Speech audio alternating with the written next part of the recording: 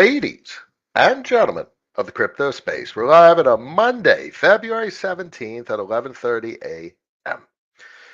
We are going to do what we always do and try and peer through the bullshit. And this morning, I'm starting with the most important inspection anyone can make with regard to crypto markets is actual dollar supply. You're going to see a lot of stories, a lot of opinions, a lot of posts on social media about tokens and coins and clearly politics and regulations and administration, what their goals are. And so many folks get lost in the noise so horribly, and it's understandable why that occurs. um, but it's a shame. It's really unfortunate. Now, as you get more advanced in your capacity to digest information, you can compartmentalize the relative significance of information. Um, they bleed over, obviously, like regulatory policy and the administration's policy. It bleeds over into the what is occurring and what we're seeing in crypto markets. But it's two separate inspections with loosely coupled interactions. Now, imagine for a second you could look at data in a vacuum. What the hell does that even mean? These are hard phrases for novice and general public to digest. I mean, imagine like you've never heard of crypto and you're looking at this chart and this is the only piece of information you've ever seen about crypto and someone's trying to tell you a story about crypto. So all of a sudden you get to invalidate all the bullshit you see on social media. This chart is astounding. Now, obviously, that comes from a hindsight perspective. I know where we have been. I know where we are now. And this chart tells that story, the progress of where we have been to get to where we are now. This chart is insane. This is a tremendous, tremendous piece of data. There's no country on the planet that has this kind of inflows. You understand, in November, can I get to the first? No, second. 83.859. Take out a quick calculator, put it over here, 83.859 minus,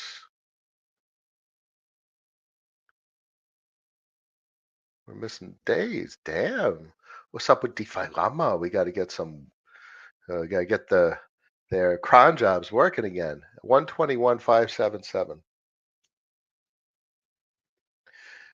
$37 billion, almost 38, and it's probably 38 given we're missing a week's worth of data.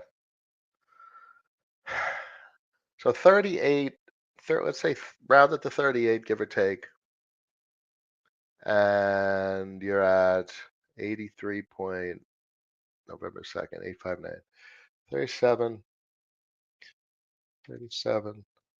Let's do 38 divided by 83.8. Do you guys understand that there's been a 45%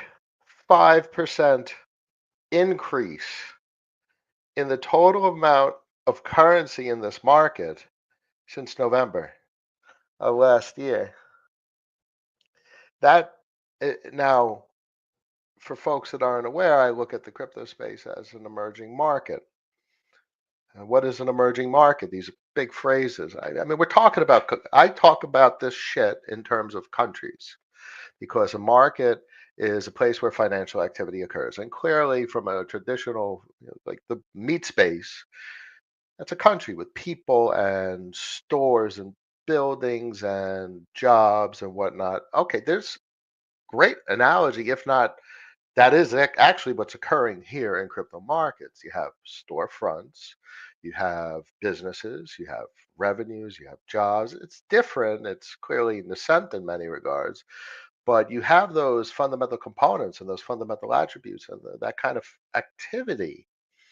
Um, Now, clearly, there's a lot of other stuff, and that's kind of the noise that we see on social media. But if you inspect and see these markets as I do, there's been a 45% increase in the total amount of dollars in this market. That's akin to saying you're England and there's something cool going on in England, and folks around the world have moved currency into England to engage in financial activity because of the cool shit that's going on. And the total amount of currency in England has increased 45%. Now, clearly, that's going to cause consumer price inflation. And that's literally what everyone's looking for in crypto markets. Whether you understand that reality or not, you're looking for consumer price inflation in crypto markets. That's quote unquote what price going up means. This is an insane number. This leg right here since November is insane. There's no country on the planet. This would destroy economies. Yeah, from one angle, that is an inspection that can be uh, said. If you had a 45% increase in currency in a country, the amount of consumer price inflation would be insane. I mean, we could look back to and maybe draw some comparisons to currency supply inflation related to COVID pandemic spending, where we did significantly increase the currency supply. But the currency supply in a country, in a nation state, is not so easy to really wrap your head around. It's not as simple as saying, "Oh, M0 go up. Oh, M2 go up." There's so many components and supply sinks that take currency out of circulation. Like literally, if the 20% increase in currency supply, hypothetical, in the U.S. and all of it goes into short-term U.S. debt, it went into the system and boom, it just went right out. And the U.S.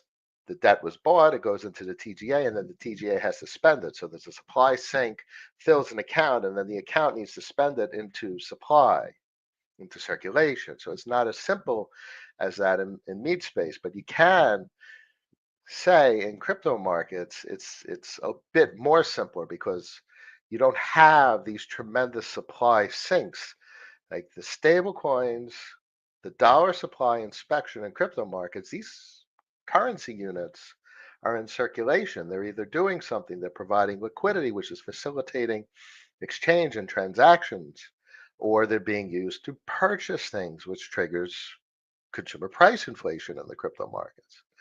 So everything you see on social media is so filled with this. I would maybe say a concocted or a sophisticated opinion about why things are doing what they're doing, or or some sort of narrative, which obviously has biases, but data doesn't have a bias. Data is data. And the fact that there's been a 45% increase in currency on Ethereum mainnet, that's all that matters.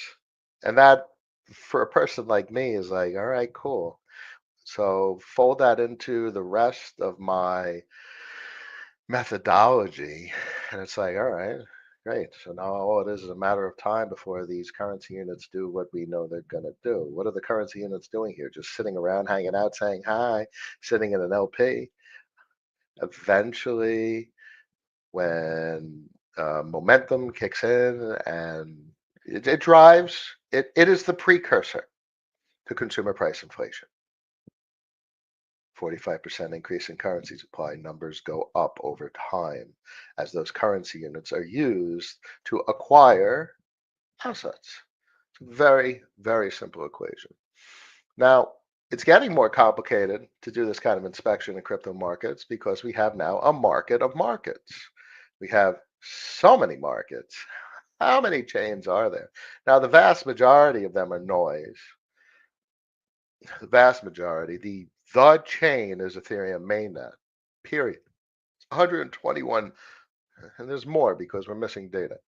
There's 120 plus billion dollars on Ethereum mainnet. Dollars, actual dollars, not the TVL and inflated inspection of value that really cannot be extracted.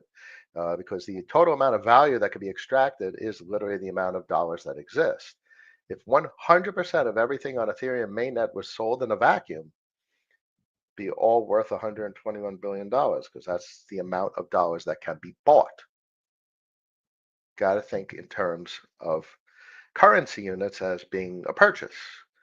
These are the total amount of dollars that can be purchased. Solana's still on a tear, 5% week over week. I don't know how updated this data is, though. I wish February 9th. Why is that so delayed?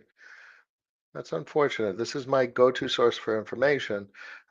Maybe I should find additional information, but suffice it to say, even with this slight delay, oh, look. Oh, that was a nice dip. It's not 6%, down 6% week over week. Let's go back to Ethereum and see if now all of a sudden it's giving up-to-date information. Maybe few people look at the stablecoin supply, and I'm the first person to look at it, and it triggered, the background jobs to do the information aggregation. Uh, I mean, it wouldn't surprise me. I mean, I look at shit that most people doesn't look at, so it is what it is. Yay! I mean, it's still 11.56. That's a massive 81% month over month change in stablecoin supply on Solana. No, obviously there was an absolute frenzy. There is an absolute frenzy ongoing. It's just the degenerates playhouse in so many regards. It really is. Let's get Ethereum to load. As you can see, it's doing something with regard to loading at the top. If you're on X or on YouTube, please feel welcome to ask any questions. I obviously give my monologues, but I'm sure based on my social media commentary and the stuff that I talk about, folks should have some questions about stuff that's going on. Questions are the only way to make better choices, to really understand the things that you're considering.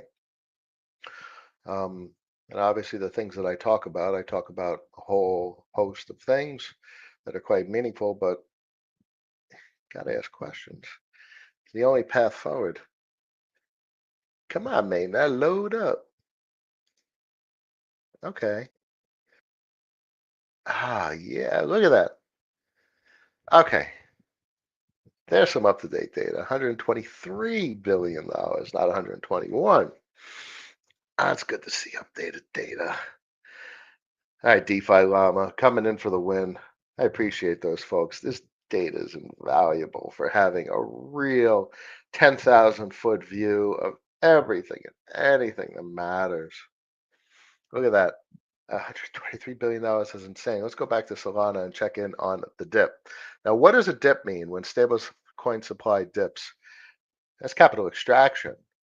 That's capital expatriation. Capital flowed out of this economic system to another economic system. Now that means one of many things. That means it could have been to meet space, you know, transfer it to bank accounts, and you have capital. USDC is exactly what the function of USDC is. It's redeemable for dollar deposits in a financial institution. But obviously that capital can partially account for the flows of positive $1.557 billion week over week on Ethereum mainnet. Capital flowed in. Base bleeding a little bit, 25.95 million, up at $4 billion total currency supply, very flat. Obviously since November, 3.7, 3.9. So it's very flat. There's not much growth in the base ecosystem. That is a quantitative assessment.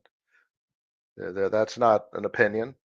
A lot of what I talk about clearly always must be opinion because I'm a human, but I always try and frame what I talk about in terms of what actually is, hopefully as independent as possible from potential opinion and bias. 2.91 billion on Arbitrum. That was a massive, massive bleed out of capital. This is probably, hype related. Hyper liquid. Okay. I mean, that doesn't really account for the total amount of bleed out, but 2.5 bill went to hyperliquid. So going from 6.7 to 2.9, Maybe, and then some additional bleed out because the momentum of the capital outflows encouraged, profit taking and expatriation of capital. So some of this makes sense if you look at Arbitrum and Hyperliquid as related entities, because in some degree they were, and that accounts for it to a degree. It doesn't really account for optimism. This is a massive, massive bleed out. It's a complete invalidation of almost all of 2024's capital inflows.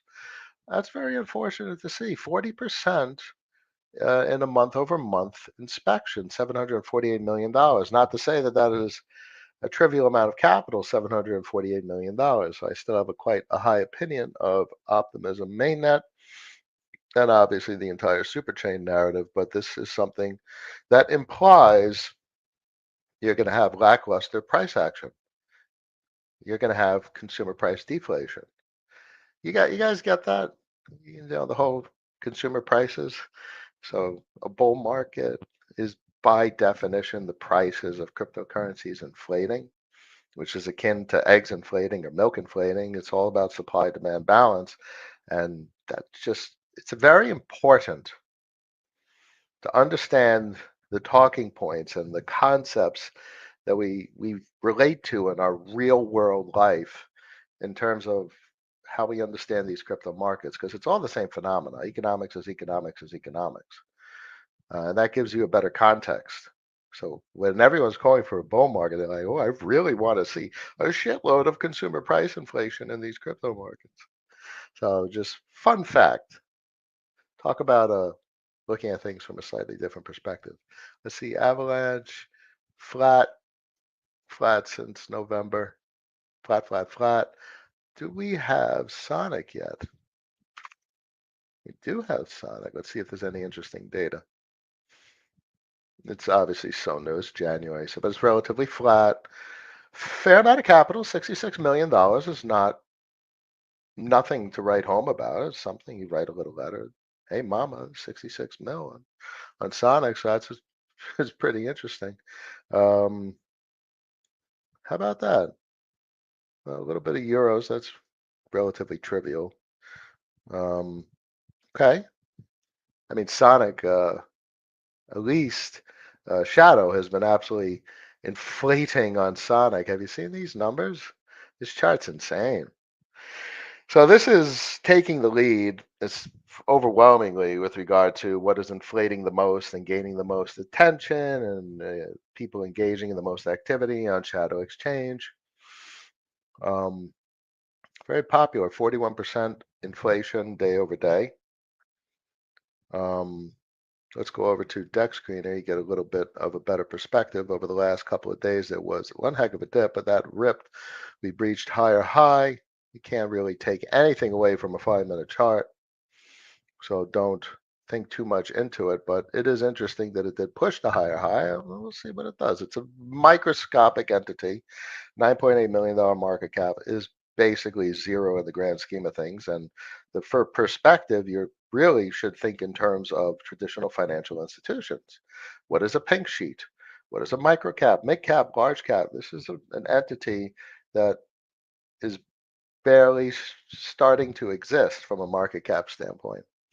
So that is interesting. So you obviously have to digest that in the context of the total amount of capital available in this market, the potential for Sonic, and how it fits into, you know, the whole scheme of financial products and services being offered on yet another chain. Now, obviously, Sonic is an upgrade to original Phantom, so that is something to consider in the observation and where things may head into the future. Um, but obviously, really, the overall inspection must remain uh, where's the capital come from if capital is going to flow into Sonic? It's going to flow from mainnet. It's going to flow from other sources. It's not like there's direct capital inflows to Sonic. Could you imagine? You're on Kraken, Coinbase, whatever, Gemini, or some other on-ramping mechanism. You're like, oh, my first destination is going to be Sonic because of the businesses that exist there. It's just too nascent of an ecosystem. You know, to put the whole crypto space into perspective, the only real destination for capital is mainnet. Got to understand the way fund managers and capital managers think, obviously from a risk-adjusted perspective, but they're thinking about businesses. They're thinking about balance sheets. They're thinking about revenues. And obviously, what I would argue is the traditional value investor mindset. They're thinking about how healthy a business is, what's their debt load, what's their capex and opex, and that's why I have such a high opinion of these crypto markets in traditional value investing terms. But that capital destination from the big capital, the nation state capital, that flows into mainnet. It's surely not going to Solana. It's surely not, not going to Base, the investor mindset. But Base does have the additional narrative of Coinbase capital flowing in. But clearly it hasn't been. So it's very important to respect the data. There has been barely any inflows, barely any inflows. This is a very lackluster observation to have about what's going on in the Base ecosystem. There's no growth. What's the products and services? Where are the businesses? And really, that begs the question: what are the businesses? And you guys know very well what I define as the businesses in these crypto markets. So just remember that the five businesses, the only five businesses, I mean actual businesses like enterprise that exist in crypto markets. When you're looking at any any protocol, you have to put it in a bucket. You have to put it in a vertical. You have to understand it for actually what it is. You can't just spend capital. You can't just buy shit. You got to understand what you're doing, why you're doing it. So quickly, John asked a question. Any thoughts on Codex TGET today? No interest. I am not in buying mode. So now, obviously, that's a bias, or it's obviously where I am, where I inspect the markets to be. I'm done. I did my work, and that is very complicated for a lot of folks that potentially are new, that are getting into my type of content.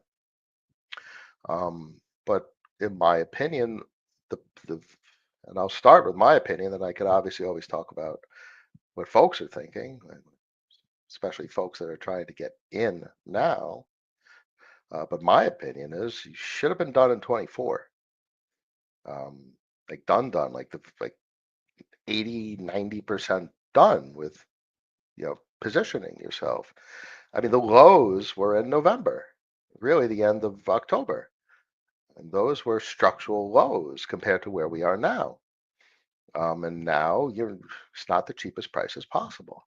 So for a person like myself that has the hindsight of 2019 through 2024, now is not the time. Now is the time to watch folks monetize these businesses.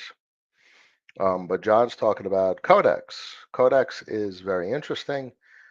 Mode and whatnot, whole, DeFi narrative, DEFAI. My opinion is I'm not interested in anything right now. Nothing new, nothing additional, no additions to positions, no nothing. Every position that I could possibly be interested in, I've already acquired, and that is clearly something that folks don't want to hear. Folks probably want to hear me say like, "Oh my God, I'm going to add to this. I'm going to buy this," but that's not where I'm at. So there's a couple of rules that are always important to remember. Great tech isn't always the greatest investment. That's just a rule that always exists. Mode is clearly an offshoot of a superchain narrative. So superchain has been lackluster with regard to capital inflows. That's just an observation we just made. So if mainnet isn't doing well with regard to attracting capital, other super chains are likely going to be weak as well. Probably the most interesting thing going on with regard to super chain is Ink. It was literally Kraken's chain. Now Kraken is akin to Coinbase, and Coinbase has Base, So we can um, think along those lines that Kraken wants to duplicate what Coinbase has done with Base. So obviously there's Sonium also, what Sony's working on. But I think these things are going to take some time to play out, meaning Sony, what's the potential there? It's literally in every in-game currency. I mean, the first thing that comes to mind is like Modern Warfare and the point systems, which is really a currency that you call points. Points is the same thing as a currency in so many regards. So it's a currency system. So you put it on chain, and now you're able to buy and trade all of these assets because everything could be NFT'd. Imagine Modern Warfare, all that stuff, all those boosties and perks and add-ons. Imagine it all being on chain. So it's the potential for Sony is quite interesting to say the least.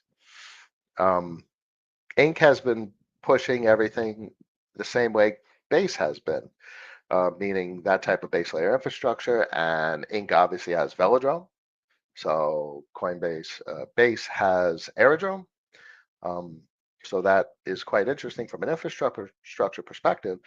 But infrastructure is meaningful only to the degree that it's required for financial activity. It doesn't cause financial activity. Financial activity is an organic manifestation based on each individual actor's decisions collectively. So we see lackluster financial activity in those markets, which is why I come back to my mindset is completely in Ethereum land. That's where all the money is. It's where all the money is. The amount of capital inflows into Ethereum mainnet since November is more capital than all other chains combined. All. So that's a very important takeaway. I think if the GTA 6 rumors are true, Sonium will be big. I think it will be very big. But what does big mean? What is financial opportunity? What is the choices to be made? I mean, in my opinion, there's 5 businesses in crypto, period. I didn't explain it earlier. There's foreign exchange, credit, derivatives, liquidity financing, and liability printing. Let's put it like this. If you have questions about any of those, put that in the comments and I will explain what each of those 5 crypto fintech verticals are. To be very simple with regard to Sonium, Inc., whatever, anything in the superchain narrative, there's only one interesting exposure, and that's Velodrome. That doesn't mean it's not going to continue to suffer. Clearly, Velodrome, I didn't expect it to go below 10 cents, but it did. But it's irrelevant. From a ownership perspective, that is the exposure to have exposure to the optimistic superchain complex of chains. Now, there's other rules like what's your position size and considering your risk tolerance and whatnot. And those are critical considerations. Clearly, it has depreciated significantly, but that plays into all my calculations. Position size was sized accordingly. Um, anyway, we covered stablecoins. We covered mainnet. My focus continues to be mainnet. I don't really want to talk politics at all. It's an absolute shit show out there. But all the stars are aligned for these markets to monetize. When is always the question. This guy the other day, where's his post? I did a couple of posts on from OpenAI Esquire. Some good content that AI is able to produce. It's not, I did a clarification of what its capabilities are this morning. It's okay. It's not the end all be all of intelligence yet.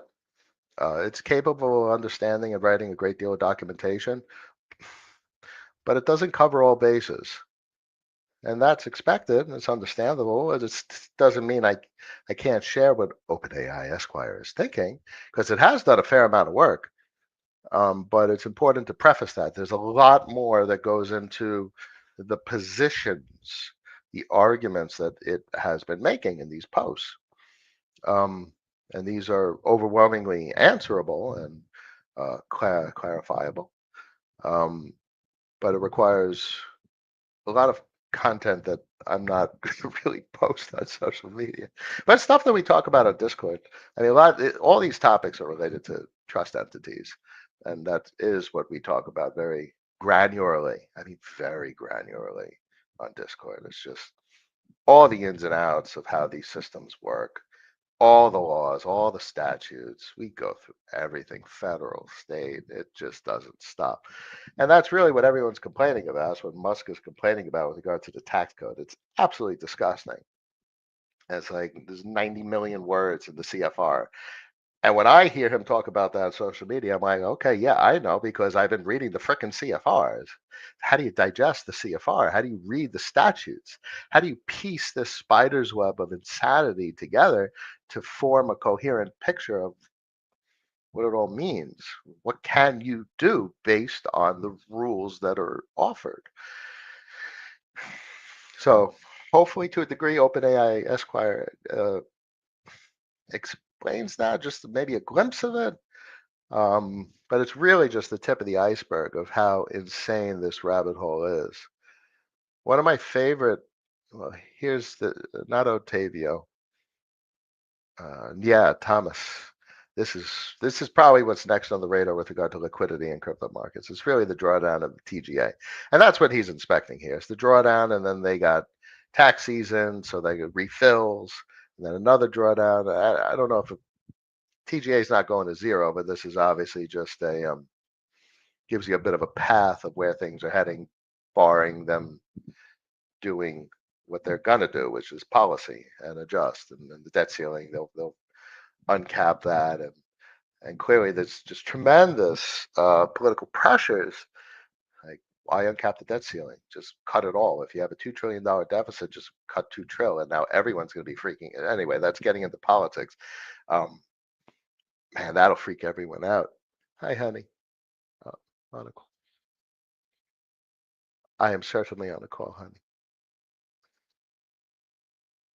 I can't do it right now. 194 people in the crypto space are listening to me. No, don't say hi. Thank you, honey. Love you. See you soon. That's my daughter, my perfect little girl. Shows little Captain Rational at some point. So this chart is tells us our path that we're on. We're in liquidity flush territory. TGA will draw down.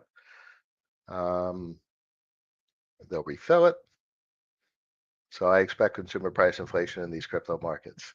I'm going to keep saying that. I'm going to keep using meat-based terminology to explain what the hell is going on in crypto, because it really needs to hit home. Crypto is a financial market just like any market, so it's very important for people to put it into terms that everyone uses. Egg prices are going up, supply and demand imbalance. Crypto price would go up too if there's a flush of capital that flows into the system and people are buying. Okay, that's the way financials work, buying and selling. Very, very simple. There was one, oh, this was cute. Joy of missing out. That's literally me. I'm done. I did the work. Isn't that's the whole point though? That was something I've been talking about between easily 2023 and 2024. There'll come a time when you're done. And that done is cyclically, meaning I put in the work in 23 and 24 and I don't need any more right now. And now I get to wait and do in an appreciating market. Um, the cash flow will accumulate. It's like Warren Buffett's accumulating cash pile. And then when things come down or fall apart, if there's an economic crisis or whatever, when discounts emerge, relative discounts at least, then you could think about spending more. But the whole point of this whole game is to accumulate capital. So there has to come a time when rule number two kicks in. Rule number one, buy more assets. That's a pretty simple rule. But rule number two is know when to cyclically stop buying assets. So these are rules that people must define. There was a nice post from Crypto AI Esquire that I wanted to show. Which one was it? Uh, was it this one? No, not this one.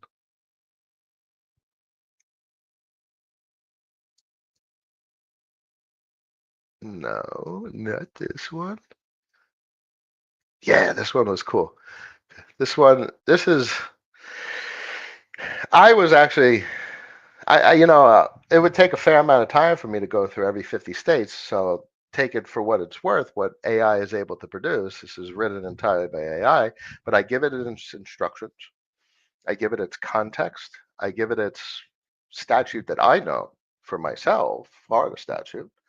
And I'm like, go figure this shit out for the rest of the freaking country. And that's what it did.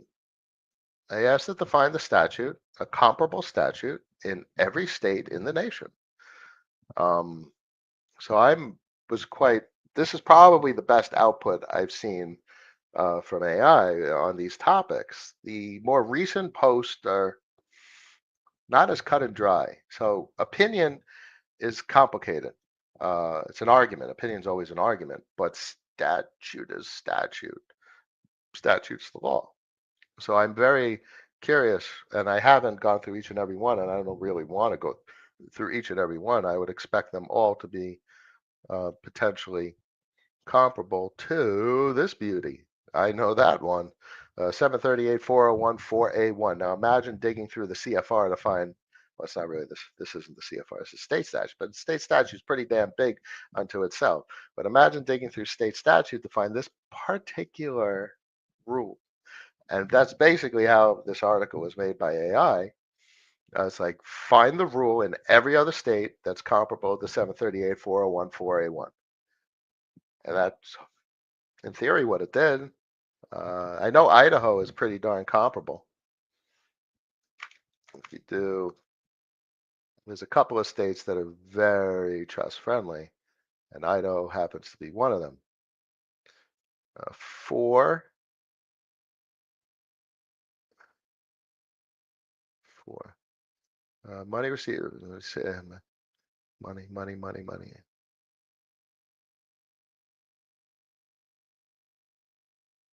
Here, here. C1. I think that was actually no.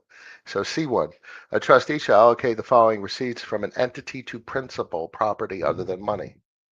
So there's Idaho. So Idaho has a very, this is the law. Idaho has a very powerful law that affords trust great powers. For the fun of it, let's do Kansas.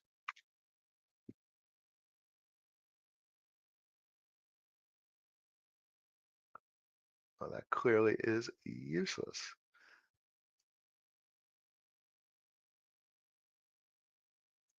Okay, take up. This is exactly the same structure.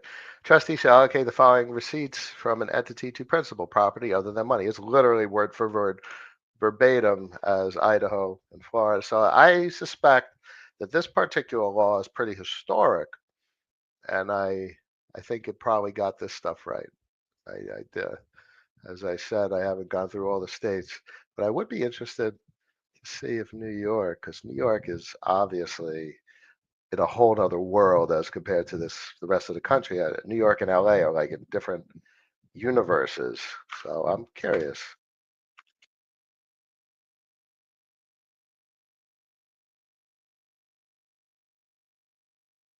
Oh, you can't make this shit up. So as much as New York is like, I'm gonna tax the shit out of my people. Wow. Even New York has the rule that matters most with regard to trust. Property other than money is allocated to principal. That's crazy. And I'm not surprised. I guess the AI query did its due diligence. So this article is crazy. This is half of what's required for a very powerful trust structure, a crypto trust structure. Half. Um, there's endless considerations in crafting a trust. So that's another story. But this accounts for your receipts. So that's obviously the vast majority of what people think about, and the other half of the equation is expenditures, and it can't. So that's a whole other conversation I'm not going to get into right now. But for trustees, beneficiaries, and advisors, it's crucial to recognize that digital assets received in kind, so it's property, and the IRS defines it as property in like 5 different publications. It's not distributable income, which means it gets remanded to trust principal, changes the entire equation. Anyway, okay, let me go through some commentary, see if I stirred up any questions amongst the audience today. Present cap, shadow is wild, free position. Yes, shadow is, so there's our bias, ladies and gentlemen. Shadow is a free position for so many of us because we had exposure to Arbitrum. And the exposure we wanted on Arbitrum was in terms of a VE33 exchange. So that was Ramsey's, and Ramsey's afforded us free exposure to Shadow Exchange. Shadow Exchange is exposure on Sonic. So that is the best kind of way to grow a portfolio. Folks would commonly call this an airdrop in traditional finance, but I talk non-traditional finance in social media. And I say, oh, you got an airdrop. No, we got exposure. We had, this was foreshadowed. We know that Ramsey's has given us exposure to Linnea. Uh, uh, uh, oh my God, Mantle. um, it's given us a couple of other exposures, and obviously most recently, um, Sonic. So that is part of the narrative that we considered when we were talking about Ramsey's back in 2024. And that this is the result of that type of conversation, free shadow exposure. So yeah, that's the way it worked, and that's queer. This behavior of Sonic so far is quite remarkable. Free exposure that's cranking out, I don't even know. That's got to be like 180% APR on that free exposure. And that's crazy. And that's all principal receipts. It's all property. Folks, I'll show you guys. This is my primary document, 82 pages. But here's the big. So this is the old one. This is back in 2014. IRS notice 2014-21. Answer A1. So it's all property. A1 revenue ruling 2019-24. This ruling, and most recently is the actual FAQs. The actual FAQs live on the IRS website is that all cryptocurrency is property. So that's that. That's blanket. Virtual currency is treated as property. Period. Period. It's not a period here, but in general, tax principles applicable to property transactions apply to transactions using virtual currency. That's it. Period. All of it. According to current rules, it is 100% blanket property, and that's it. I mean, you could argue like what things may be, but that's irrelevant from a legal perspective. What's pertinent is virtual currency is property when you're dealing with any type of anything related to the IRS. So that's just very clear cut. Property rules apply, period. So now learn the property rules. And that's obviously an entire journey unto itself. John Stapps, do you prefer stacking stables? Stables. I so the way I think of it, I don't think about total net worth. Total net worth is irrelevant. The way my mindset works is about capital management. So everything's about dollars, meaning you need a certain amount of income to pay your mortgage, to pay your car loans, to pay school for kids and whatnot. You need income. So the frame of mind to have is your salary. How much money do you make on a Friday when you get a paycheck? So, that sounds very broad, stacking. You're putting it into like this whole cryptocurrency experience that we've had over the last forever. You got to go bigger than that. You got to put this into your real life, which means how does stacking stables relate to your salary on a Friday. So you get your income, and if instead of stacking stables, you're stacking Bitcoin, that basically means you're getting your income and you're literally just buying Bitcoin, buying Bitcoin, buying Bitcoin. And the purpose of buying Bitcoin is not to sell Bitcoin. I'm quite a Bitcoin maximalist in many regards. It's to accumulate more Bitcoin. But that doesn't fund day-to-day operations. That doesn't pay your bills. So it's part of the equation. So the consideration there is if you're getting income, you're getting a salary, how much are you investing? Are you investing all of it? Or are you stacking Bitcoin? Or you can't just spend your whole paycheck. So that's the important frame of mind that really needs adjustment by so many. When you get income, you can't blow your whole paycheck buying things. And that's the kicker. You further have to think about the concept of buying things. If you're buying some shit at Best Buy or buying shit at the supermarket or buying Bitcoin, what's the common denominator? You're making a purchase, you're buying something. So obviously you're buying shit at the supermarket, you're consuming it, it goes bye-bye. You're buying shit at Best Buy, it's just going down in price to zero. Buying Bitcoin because you speculating it's going up in price. So it's clearly a better choice to buy Bitcoin as compared to something at Best Buy or actually even something at the supermarket. So if fasting and other health types of conversations come to mind, that's obviously a sensitive topic, but that's real. Like instead of a box of, I don't know, so instead of some sort of changing your diet is meaningful. If you could reduce expenditures at the supermarket and have more cash, that means you have more cash for other things, including potentially investing. Anyway, that's a bit of a digression. But the point is, you can't spend your whole paycheck. So that's something to consider when you're um, receiving receipts from crypto entity distributions. That's a big inspection that I've made in statute, particularly state statute. It's not a capital distribution. That's like an entity dissolving. These are entity distributions of property. That is the legal definition of what a claim button is. It's an entity distribution of property. Good morning, Cap. Big week. Always a pleasure. I think it's a pretty interesting week. Curve at 52.6. Bitcoin 95. Gold at 3,000, 2,900, on his way to 3,000. Stunning week. Um, yeah, PMI, the ISM looks primed back above 50. Could have plenty of volatility, but compared to where it was in Q4 24, that is a heck of an adjustment from 46 to 50.9. And here's your business cycle. So you got, what kind of confluence do we got heading into 2025? We got a business cycle uptick. We have TGA drawdown. We have very interesting things, particularly the cost cutting. Cost cutting frees up capital. And where's that capital get spent? Does it get spent? I don't expect, mostly I think in terms of what Lynn Alden talks about, nothing stops this train. $10 trillion needs to be refinanced in 2025.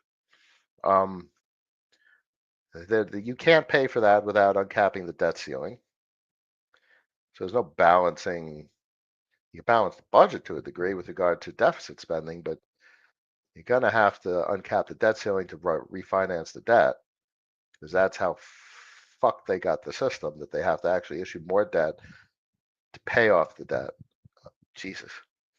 So nothing stops this train now, but obviously a reduction in government workforce. Some very structural questions that come to mind. But that's not this year. Or maybe it's Q4, Q1 2026, and things contract and you get your deflation. Uh, it's absurd. This is why I have a hard time listening to talking points on mainstream media. Folks are so afraid of deflation, rightfully so, because that is usually associated with higher degrees of unemployment. But the system cannot keep doing what it's doing, otherwise it dies. So I think heading into 2030, we're going to answer a lot of questions. We're going to see some structural changes that are required in order to maintain some degree of continuity in the way the system works. Because on the backdrop of all this is social civility. You disrupt the system too much, you get too much unemployment, you get social incivility. So that's there's unspoken mandates of everything. And at some point, social civility is always financed. So it's very sensitive topics. So I try and speak as politically correct as possible. Did I get Swap X airdrop from Fax Exposure? Swap X. Send me a link. I definitely did. What is it? Swap X. Clam. Looks like they're using, let's see.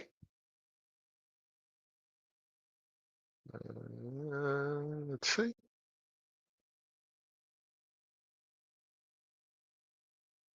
Oh, do not make me sign. Okay.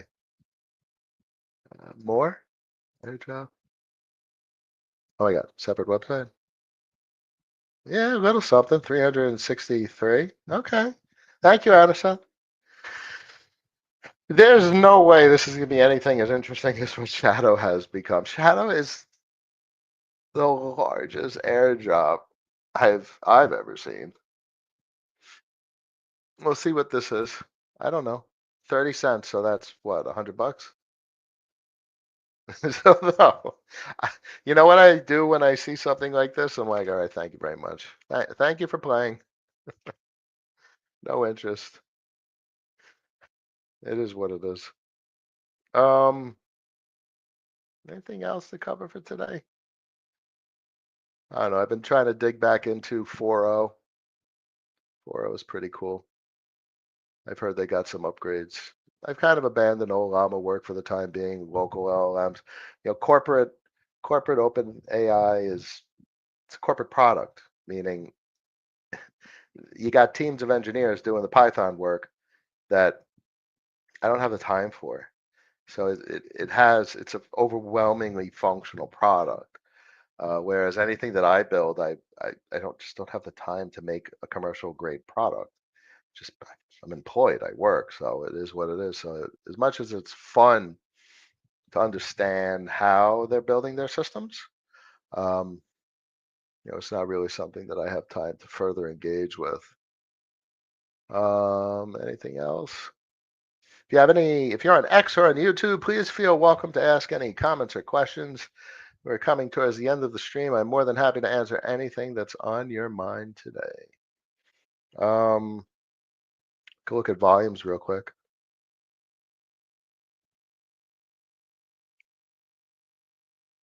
So this is where you see your lackluster markets, decrease in financial activity, decrease in price action, depreciation, minus 16% volume week over week.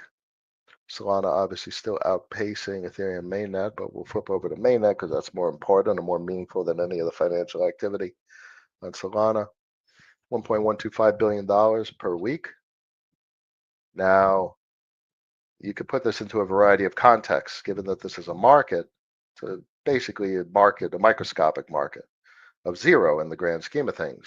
But if you put all of Ethereum and all the financial activity on Ethereum into the context of a business, all right, you got a small mid cap, large micro cap. $1 billion worth of financial activity a week, that's a hell of a business. And obviously, whole rat's nest of conversation to be had. What kind of business? It makes revenue because the burn component, but that's not the interesting takeaway. It's really the protocols and the fintech businesses of the 5 categories we talk about. So really, probably the most interesting takeaway is how microscopic is all of the financial activity. in the crypto space. It is basically non-existent in traditional financial terms, which means one of two things. Either it's useless and dying, or it's nascent. I'm not really in the camp of useless and dying. I'm more in the camp of really the entire federal government's policy, which is this is nascent, which basically means it's pre-monetized, which is pretty obvious. Everyone's screaming, we need a new financial system. Okay, we kind of built a new financial system. Now we just need the rest of the hooks. We need the payment tech, which we have in many regards, um, but it needs to be consumer friendly, ubiquitous, or obfuscated. So you make a deposit and you're spending, but you're not spending through ACH or FedWire, and you're not paying those kinds of fees. You're doing a Arbitrum transaction that costs a penny, and then the penny is responsible for like a USDC transaction for a merchant payment, and then you have your fiat off ramp that converts that USDC to a dollar deposit at a bank institution for settlement purposes. So the whole point of all this is the disintermediation of the payment systems, capital transfer rails, and that's really why all the credit card companies are like totally on board with all of this. They know this. Visa and Mastercard do a tremendous amount of cryptocurrency work. It's just quite remarkable. But minus 40% week over week. That is exactly why the sentiment is what you see it is on social media. Just decaying financial activity. When you see like a minus 40% week over week, you're talking about literally a recession. Gotta put it into traditional financial terms. These are micro mini recessions. So that's why they're so painful, and that's why they use the word depression. A 40% week over week is akin to a depression. You have a 40% collapse in monetary velocity in the United States, you're in a freaking depression. So you're going through these cycles, these economic cycles in these crypto markets at an astounding pace. The hard part is to understand really what's happening, and that's kind of the story that I try and tell. Minus 30% week over week on base. These are economic depressions that go from depression to economic booms week over week. That's some shit. That really is something. Thank you for joining me today, ladies and gentlemen. Monday, February 17th, 12:28 p.m. 233 people made it to the end of the stream, and we are all now a little bit more rational because of it. I really appreciate you guys. You guys allow me to run through these thoughts, which makes my thoughts clearer, my stories clearer. And it's for you guys, and it's obviously for myself as well. So I'm always grateful, and I always appreciate that. I will see you guys and gals later this week on a Wednesday. Until then, peace.